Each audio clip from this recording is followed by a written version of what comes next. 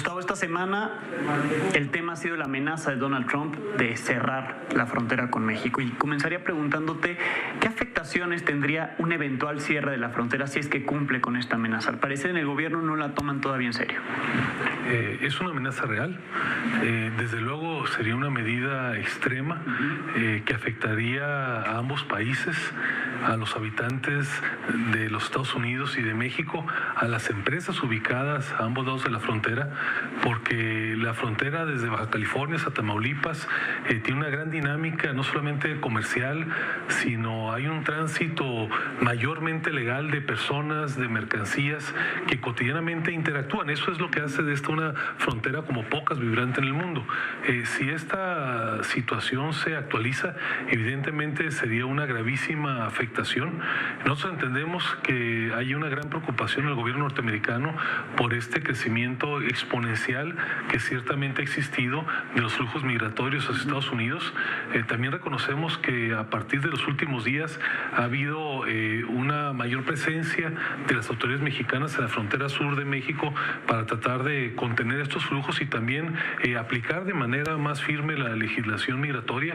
Nosotros hemos dicho con claridad que apoyamos los esfuerzos que lleva a cabo el presidente López Obrador para hacer valer el Estado de Derecho. No es fácil de tener un flujo migratorio, sobre todo cuando hoy en día no se trata solamente de personas adultas, sino que también está compuesto por menores y por adultos mayores.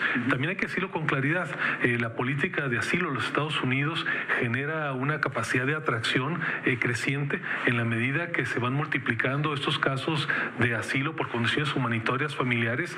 Esto pues se difunde, se conoce en Centro y Sudamérica y genera que haya cada vez más personas que se hacen acompañar de hijos, de nietos, de abuelos para tratar de lograr este objetivo. A llegar, cruzarse y allá pedir asilo, ya, digamos, aunque sea de manera irregular el cruce, ahí solicitarlo, ¿no? Se están tomando acciones por parte del sector empresarial ante un eventual cierre. Se está mandando más producto. Entiendo que en Estados Unidos estaban pidiendo más aguacates, por ejemplo, pero desde el sector empresarial en México ¿se está haciendo algo en particular? ¿Se está preveniendo en algo?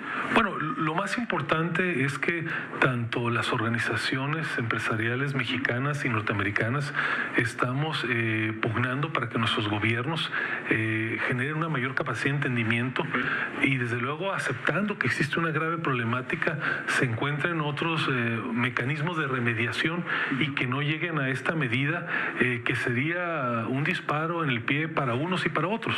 Es decir, para ambos países. Entonces esperemos que esto no ocurra.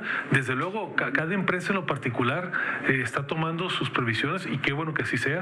Más allá de una problemática internacional, hay compromisos específicos de empresas para cumplir con sus pares norteamericanos o mexicanos. En ese sentido, pues qué bueno que esto ocurra, ¿no? Bien. Segundo tema, la semana pasada te quejaste en Twitter porque el presidente envió una terna similar de los comisionados reguladores de energía, una terna que hoy, por cierto, volvió a ser rechazada. Segunda vez en el Senado. Le corresponderá única y exclusivamente al presidente ahora decidir quiénes ocupan esas vacantes en la Comisión Reguladora de Energía. El sistema jurídico mexicano establece una responsabilidad compartida del presidente y el Senado de la República para procesar de común acuerdo este nombramiento.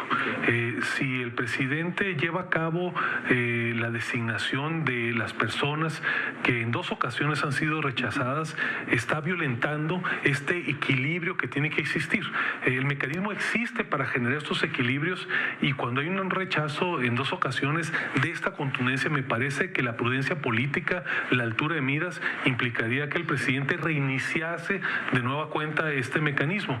Nosotros hemos dicho que si el presidente insiste y lleva a cabo una nominación directa, esto puede calificarse como una chicanada presidencial, es decir, aprovechar una situación jurídica, desvirtuarla y ser, digamos, contumaz en una propuesta que claramente ha tenido el rechazo de la mayoría de las fuerzas políticas. ¿Tampoco consideras que son adecuadas esas personas? Es evidente el proceso de las audiencias que se han señalado, que se han celebrado, han dejado sobradamente en evidencia que ninguna de las personas que han sido postuladas tienen las calificaciones técnicas para desempeñar esa función. Algo muy importante, y aquí voy a hacer claramente una discrepancia con el presidente. Los órganos autónomos y reguladores del Estado mexicano no solamente basta con tener personas honestas, se requiere técnicamente calificadas porque la función que realizan es de alta pertinencia técnica. técnica. Si no se cumple ese requisito, se desnaturaliza la función de los órganos.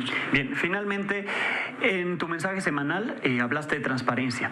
Y hablando de transparencia, te has quejado en particular de cómo serían las licitaciones de estas grandes obras de infraestructura o de la no existencia de licitaciones. Adjudicaciones directas para la mayoría de estos proyectos, si no es el Tren Maya, es la refinería de Dos Bocas, en fin, varios proyectos del gobierno actual que el sector, digamos, quisiera licitaciones abiertas.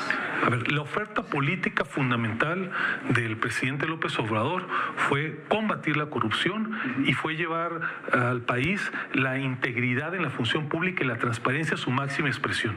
De manera explícita en los compromisos, en los 50 compromisos que hizo el presidente ante la nación el día de su toma de protesta, es el llevar a cabo las licitaciones de manera pública, con acompañamiento ciudadano y en casos importantes, incluso con acompañamiento internacional. Hoy la evidencia que tenemos a 4 meses del inicio de la gestión es que las licitaciones más importantes han sido restringidas o bien se ha tratado de adjudicaciones directas. Estas prácticas de mantenerse, de volverse ya no una excepción sino la regla, comprometen el compromiso presidencial de hacer que el país pueda tener una migración a mayor integridad pública. Sí.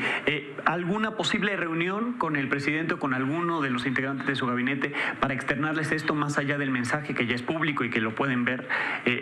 ¿Alguna reunión próxima para externar estas preocupaciones? Hemos tenido reuniones muy fluidas, recurrentes, tanto con el jefe de la oficina del presidente como con los miembros de su gabinete. Les hemos externado estas y otras preocupaciones. Debo decir que afortunadamente hay un gran nivel de comunicación. Tenemos notorias diferencias de enfoque. Estos y otros temas donde no podemos estar de acuerdo con el proceder del gobierno, lo hemos señalado. Esperemos que tomen cartas en el asunto. Bien, Gustavo, muchísimas gracias. Gracias a ustedes.